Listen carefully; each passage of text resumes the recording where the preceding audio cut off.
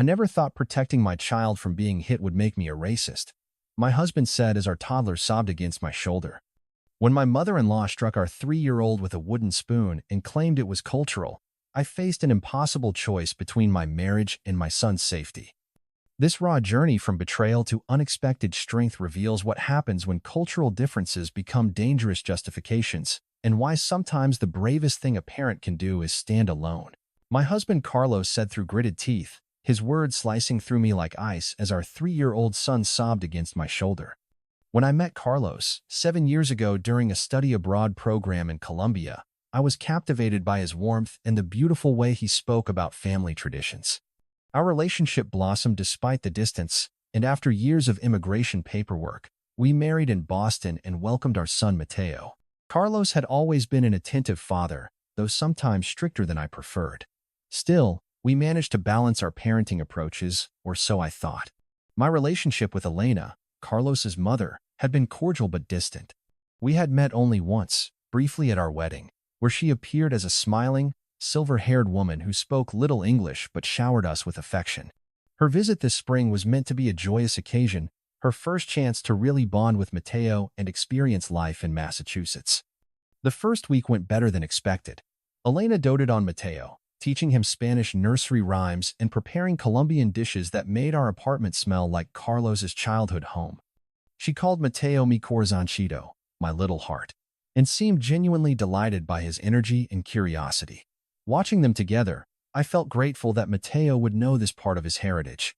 On Tuesday afternoon, Carlos and I needed to grab ingredients for dinner. Elena waved us off with a smile, already setting up a puzzle with Mateo on the living room floor. We were gone for less than 30 minutes. As we climbed the stairs to our second-floor apartment, bags in hand, I heard Mateo crying. Not his usual tired whine but deep, frightened sobs.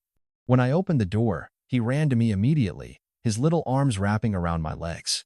His face was red and tear-streaked, his body trembling against mine.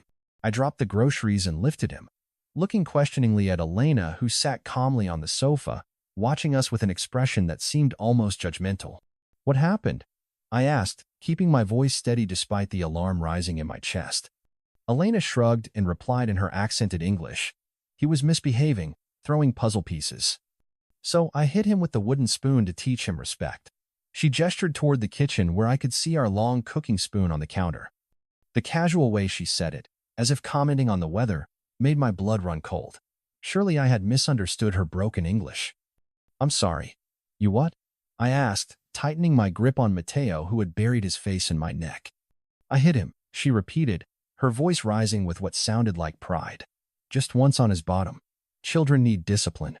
I looked at Carlos, expecting shared horror, waiting for him to step in and address his mother's behavior. Instead, he stood silently, eyes darting between his mother and me, his expression unreadable. "Carlos?" I prompted, my voice wavering. Instead of supporting me, he placed the groceries on the counter and said quietly, "Mama, perhaps you should have waited for us to return." That's when I realized this wasn't about waiting. This wasn't about who should discipline our child. This was about whether our child should be hit at all. And somehow, my husband didn't seem to think that was the problem. The silence that followed felt like a physical weight crushing down on me. I clutched Mateo closer, feeling his small body still trembling against mine, and something primal took over, the fierce, non-negotiable instinct to protect my child. "Elena," I said, my voice steadier than I felt. "In this household, we do not hit children. Not with hands, not with spoons, not with anything. Ever." Elena's eyes widened, first with surprise, then narrowed with indignation. She launched into rapid Spanish that I couldn't fully follow, but I caught phrases about respect and proper discipline. She pointed at Mateo accusingly, as if his 3-year-old behavior justified violence. "I don't care what he did," I interrupted, switching to English. "He's 3 years old. Nothing justifies hitting him." I turned to Carlos, expecting him to translate, to support me, to stand firm with me for our son's safety. Instead, he stood frozen, his face a mask of discomfort. "Carlos," I pleaded, "tell her this isn't acceptable." He finally spoke, but not to his mother. To me. "Rebecca, you're overreacting. It was just one small correction." The betrayal hit me like a physical blow. "Overreacting? She hit our child?" Elena interjected, her tone defensive. All my children got disciplined this way. Carlos, too. The wooden spoon, the chancla, it teaches respect. It's normal. It's not normal here, I countered, feeling my cheeks flush with anger. And it's not happening in our home. As if sensing the tension, Mateo began crying again, clinging tighter to my neck. I rubbed his back and whispered reassurances, then looked Elena directly in the eyes. I think you should find somewhere else to stay tonight. A hotel. We can talk tomorrow when everyone is calmer. Her face contorted with shock. You're putting me out? For disciplining my grandson? For hitting my son, I corrected firmly. Yes. What followed was chaos. Elena refused to leave, switching between pleading with Carlos and insulting me in Spanish.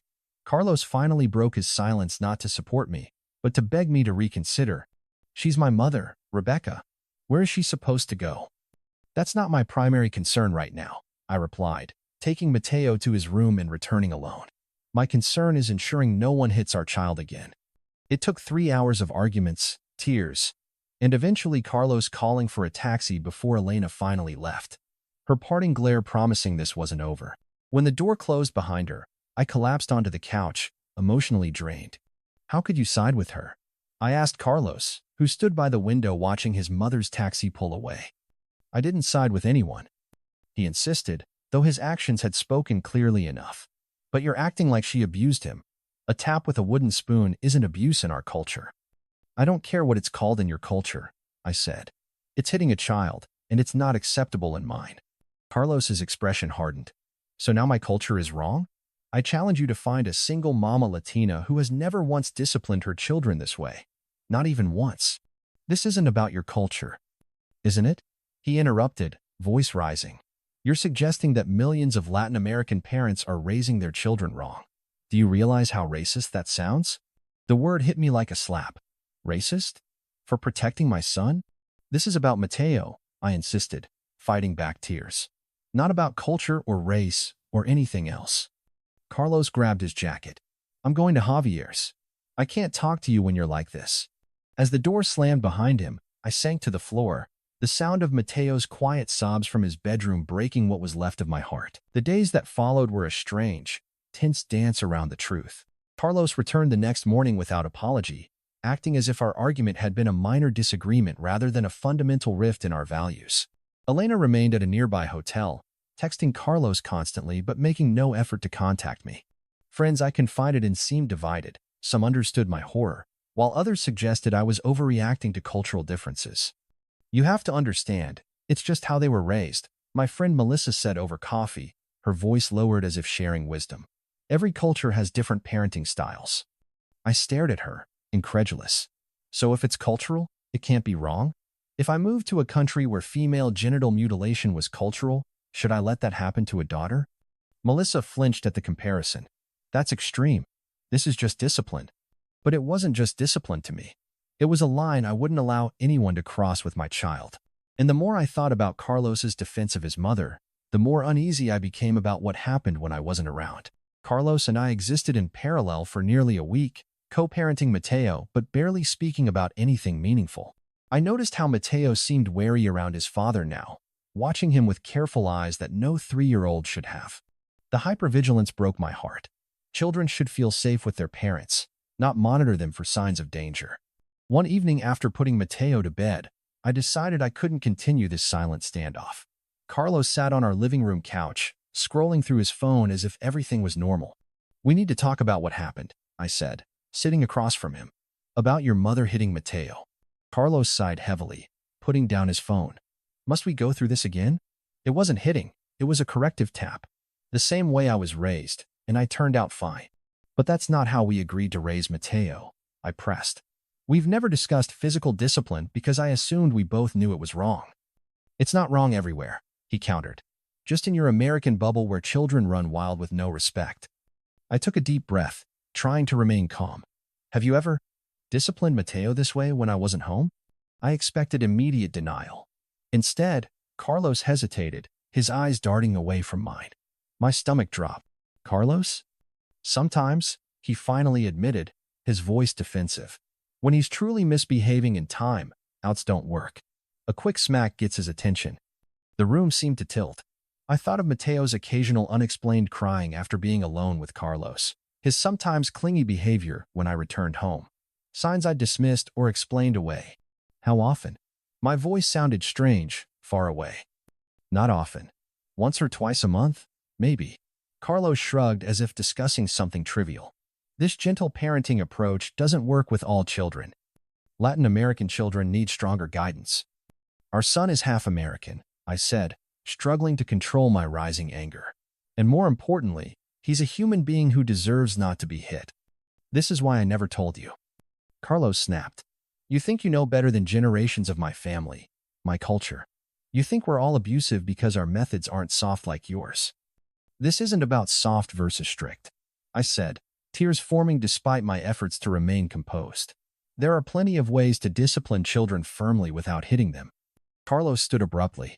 I won't apologize for doing what's best for my son, and I won't let you make me feel like a monster for it. In that moment, looking at his defensive anger, I realized this wasn't a misunderstanding we could resolve through discussion. This was a fundamental, irreconcilable difference in our most basic values. And I couldn't risk Mateo growing up thinking it was normal to be hit by those who claimed to love him. I said quietly, I need to call a lawyer. Those 5 words, I need to call a lawyer, transformed my marriage into a battlefield overnight.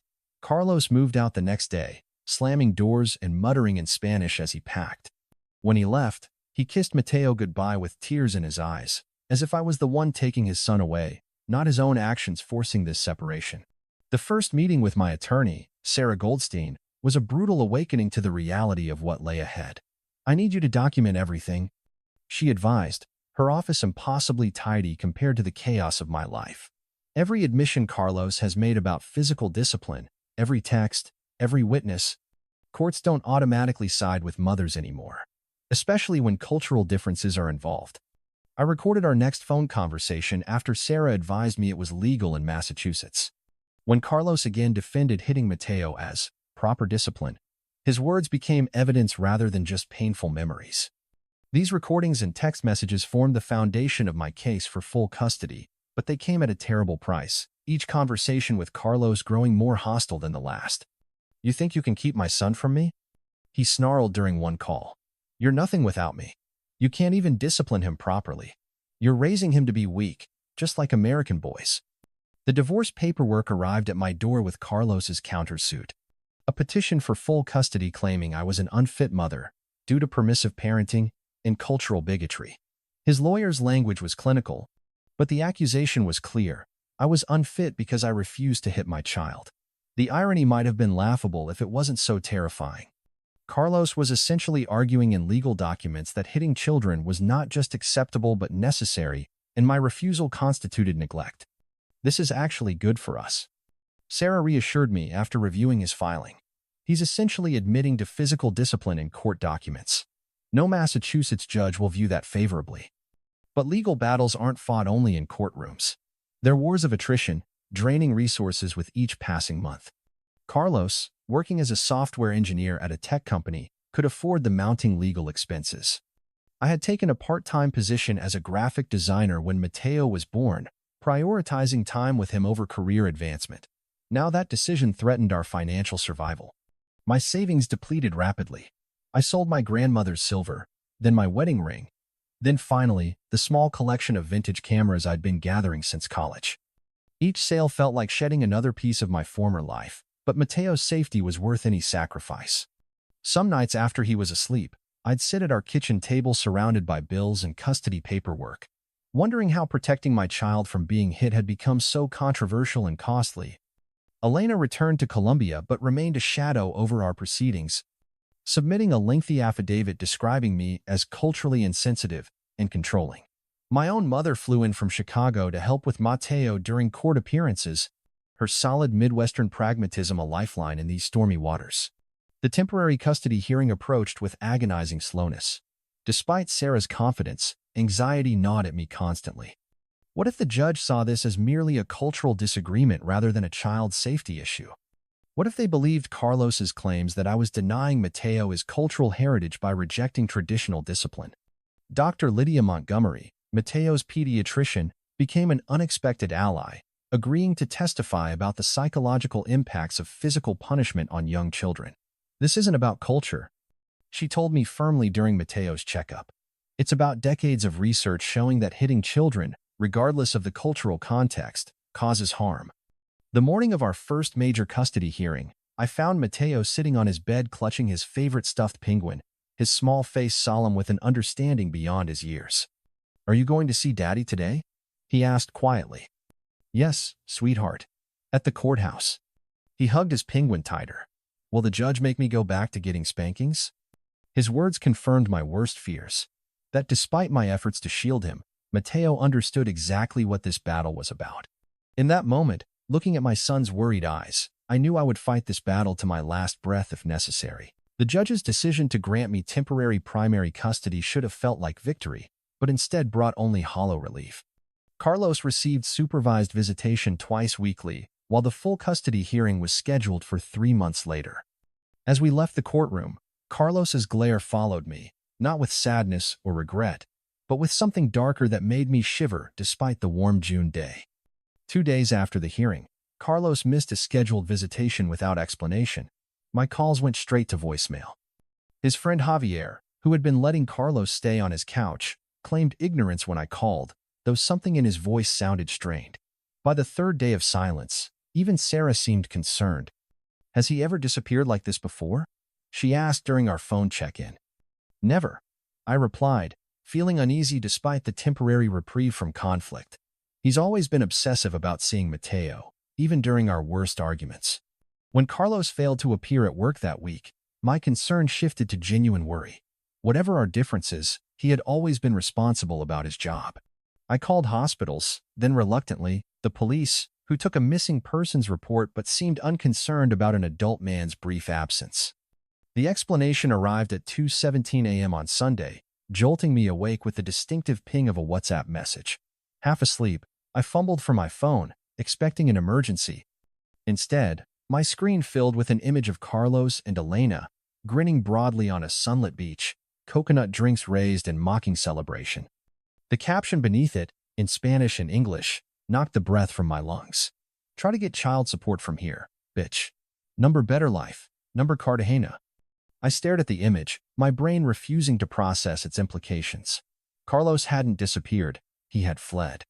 Back to Colombia, beyond the reach of American courts, child support enforcement, and custody orders.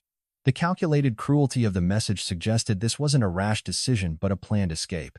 Hands shaking, I forwarded the message to Sarah before sinking to my bedroom floor, overwhelmed by the magnitude of this betrayal. This wasn't just about abandoning me. Carlos had abandoned Mateo, choosing to escape responsibility rather than remain in his son's life. The man who had claimed to value family so deeply had discarded his own child rather than accept court-mandated limits on his parental authority. Morning brought no relief from the nightmare. Sarah confirmed my fears. International custody cases were notoriously difficult, expensive, and lengthy. While Colombia was a signatory to the Hague Convention on Child Abduction, this wasn't abduction. Carlos had left Mateo behind, making it primarily a child support enforcement issue, which was even harder to pursue internationally. "Did you know his passport was current?" Sarah asked during our emergency call. "Had he been transferring money out of your joint accounts?" The questions triggered a cascade of realizations. Carlos had insisted on renewing his passport last year despite having no travel plans. He'd opened a separate bank account for retirement savings that I couldn't access. He'd gradually been taking family photos and sentimental items from our apartment over the past month. What I'd interpreted as preparation for permanent separation had actually been preparation for international flight. Calling his workplace revealed another shock. Carlos had quietly resigned 2 weeks earlier, citing family reasons and collecting his final paycheck and vacation payout. Everyone I contacted, his friends, coworkers, even the gym he frequented, expressed surprise at his departure, though I wondered how many had known and kept his secret. As I picked up Mateo from my mother's apartment that evening, his innocent question, "When is Daddy coming for our playdate?" shattered what composure I had maintained. How could I explain to a 3-year-old that his father had chosen permanent absence over compromise? That the man who had taught him to ride a tricycle and read him bedtime stories had decided that hitting him was so important that he'd rather leave the country than stop? That night, Folding laundry in the eerie silence of our half-empty apartment, I found one of Carlos's t-shirts missed in his hasty packing. The familiar scent of his cologne triggered an unexpected wave of grief, not just for the marriage I'd lost, but for the father Mateo deserved and would never have. For the first time since this ordeal began, I allowed myself to truly break down, sobbing into the fabric of a life that had unraveled so completely I hardly recognized the threads. The morning after my breakdown, I woke to Mateo's small hand patting my cheek, his eyes wide with concern. "Mommy sad?" he asked. And something in his innocent question sparked a realization. My son needed me to be strong now more than ever. We were on our own, but alone didn't have to mean broken. Sarah helped me secure an emergency court hearing where the judge, visibly disturbed by Carlos's flight, granted me permanent sole legal and physical custody. His abandonment, ironically, simplified the legal battle I had feared would drag on for years. He's essentially forfeited any claim to parental rights by leaving the country, Sarah explained, but document everything in case he ever returns and tries to challenge the ruling. Financial reality hit hard. I increased my design work to full-time, finding a flexible position that allowed me to work from home 3 days a week. My mother stayed another month, helping establish new routines in our reconfigured life. Friends I hadn't leaned on during my marriage became pillars of support, offering childcare, bringing meals, creating a safety net I hadn't known I needed until it caught me. Most surprising was the gradual change in Mateo. The hypervigilant child who had monitored adult moods and walked on eggshells began to relax, his laughter becoming more frequent, his nightmares less common. During a playdate at the park, another mother commented on how confident he seemed. "He's really come out of his shell the past couple months," she observed as Mateo fearlessly navigated the jungle gym. I hadn't realized how much tension he had been carrying until it was gone. Children absorb the emotional atmosphere around them like sponges, and our home atmosphere had transformed from one of unpredictable discipline to consistent, gentle boundaries. Without the threat of physical punishment hanging over him, Mateo flourished. One evening at a community center parenting group, I met Lucia, a Colombian-American therapist who specialized in cross-cultural family dynamics. After hearing my story, she shook her head emphatically. "What your husband did was use culture as a shield for behavior he knew was wrong. I grew up in a Colombian household too, and yes, physical discipline happened, but that doesn't make it right or immutable." Her validation meant more than she could know. For months, I'd questioned whether I had been culturally insensitive, whether my stance had indeed been rooted in some form of prejudice. Many Latino parents are moving away from physical discipline, Lucia continued. Equating Latino culture with hitting children is itself a harmful stereotype. Culture evolves, and child development research is universal. 6 months after Carlos's departure, while reorganizing our apartment, I found a journal I'd kept early in our relationship. Reading my excited entries about our future together was like peering through a window into another life. I noticed red flags I'd dismissed. Carlos's controlling comments about American women being too independent, his casual remarks about children needing a firm hand, his dismissal of my opinions on child development despite my degree in early childhood education. The painful truth was that I had ignored warning signs because I'd been in love with a carefully constructed version of Carlos, one that existed primarily in my hopes rather than reality. Our cultural differences hadn't caused our marriage to fail. They had simply provided convenient cover for deeper incompatibilities about respect, autonomy, and the fundamental rights of children. By our first Christmas as a two-person family, Mateo and I had established new traditions. We decorated our small tree with handmade ornaments, baked cookies with my mother via FaceTime, and read holiday stories in both English and Spanish, maintaining his connection to the positive aspects of his heritage.